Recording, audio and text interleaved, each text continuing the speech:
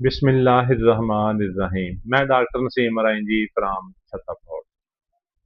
Homeopathic ਦਵਾ thyroidinum 200 ਤਾਕਤ ਦੇ ਵਿੱਚ ਕਦੋਂ ਕੰਮ ਆਉਂਦੀ ਆ ਔਰ ਕਿੰਨਾ ਲੋਕਾਂ ਦੇ ਕੰਮ ਆਉਂਦੀ ਆ, ਯਾਨੀ ਇਹਦੀ ਅਲਾਮਤ ਕੀ ਆ, ਇਹਦੇ ਬੈਨੀਫਿਟਸ ਕੀ ਆ।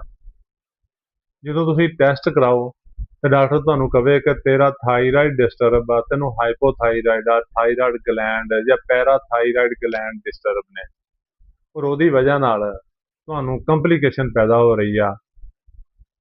ਉਹਦੀ ਵਜ੍ਹਾ ਨਾਲ ਤੁਹਾਡਾ ਮਿਹਦਾ ਖਰਾਬ ਹੋ ਰਿਹਾ ਹੈ, ਤੁਹਾਡਾ ਗਲਾ ਖਰਾਬ ਹੋ ਰਿਹਾ ਹੈ, ਤੁਹਾਡੀ ਨਬਜ਼ ਮੱਧਮ ਹੋ ਰਹੀ ਆ, ਹੱਥਾਂ ਪੈਰਾਂ ਤੇ ਸੋਜਨ ਆ ਰਹੀ ਆ, ਜਿਲਦ ਖੁਸ਼ਕ ਹੋ ਰਹੀ ਆ, ਚਿਹਰੇ ਤੇ ਝੁਰੀਆਂ ਪੈ ਰਹੀਆਂ, ਪੂਰੀ ਜਿਲਦ ਤੇ ਝੁਰੀਆਂ ਪੈ ਰਹੀਆਂ ਨੇ, ਤੁਹਾਡੇ ਬਾਲ ਤੇਜ਼ੀ ਨਾਲ ਗਿਰ ਰਹੇ ਨੇ, ਦਿਮਾਗੀ ਯਾਨੀ ਅਫਾਲ ਡਿਸਟਰਬ ਹੋ ਰਹੇ ਨੇ, ਕਮਜ਼ੋਰੀ ਹੋ ਰਹੀ ਹੈ, ਦਿਮਾਗੀ ਕਮਜ਼ੋਰੀ, ਤੁਹਾਡੀ ਯਾਦਦਾਸ਼ਤ ਕਮਜ਼ੋਰ ਹੋ ਰਹੀ ਆ, ਤੁਹਾਡਾ ਜਿਸਮ ਤੇਜ਼ੀ ਨਾਲ ਕਮਜ਼ੋਰ ਹੋ ਰਿਹਾ, ਯਾਨੀ ਵਜ਼ਨ 'ਚ ਕਮੀ ਆ ਰਹੀ ਆ। ਔਰਤਾਂ ਦੇ ਪਸਤਾਨਾਂ ਦੇ ਵਿੱਚ ਗਿਲਟੀਆਂ ਬਣਨੀਆਂ ਸ਼ੁਰੂ ਹੋ ਗਈਆਂ ਨੇ। ਇਹ ਥਾਇਰੋਡੀਨਮ ਦੀਆਂ ਅਲਾਮਤ ਨੇ। ਬੱਚਿਆਂ 'ਚ ਨਸ਼ੋ ਨੁਮਾ ਰੁਕ ਗਈ ਆ।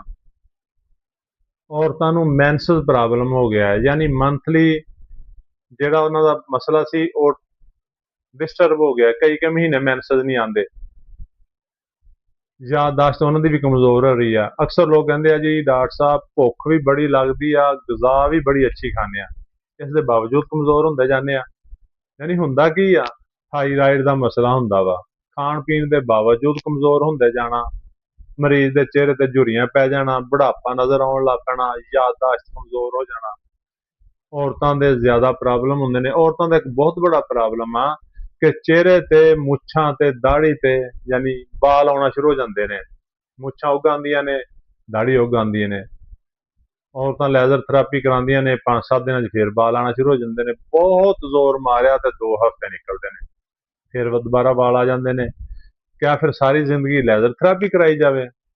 ਅਗਰ ਕਿਸੇ ਨੂੰ ਮਰਦ ਔਰਤ ਨੂੰ ਇਹ ਅਲਾਮਤ ਪੈਦਾ ਹੋ ਗਈਆਂ ਨੇ, ਪਰੇਸ਼ਾਨ ਨਹੀਂ ਹੋਣਾ। ਹੋਮਿਓਪੈਥਿਕ ਦੀ ਰੈਮਡੀ ਥਾਇਰੋਡੀਨਮ 200 ਤਾਕਤ ਦੇ ਵਿੱਚ ਕਮਾਲ ਦੀ ਰੈਮਡੀ ਆ। ਇਹ ਤੁਹਾਡੀ ਸਾਰੀ ਅਲਾਮਤ ਨੂੰ ਠੀਕ ਕਰਕੇ ਤੁਹਾਨੂੰ ਸਿਹਤਮੰਦ ਕਰ ਦੇਗੀ। ਔਰਤਾਂ ਦੇ ਪਸਤਾਨਾਂ 'ਚ ਗਿਲਟੀਆਂ ਬਣਨੋਂ ਬੰਦ ਹੋ ਜਾਣਗੀਆਂ। ਔਰਤਾਂ ਦੇ ਮੈਂਸਸ ਪ੍ਰੋਬਲਮ ਠੀਕ ਹੋ ਜਾਣਗੇ।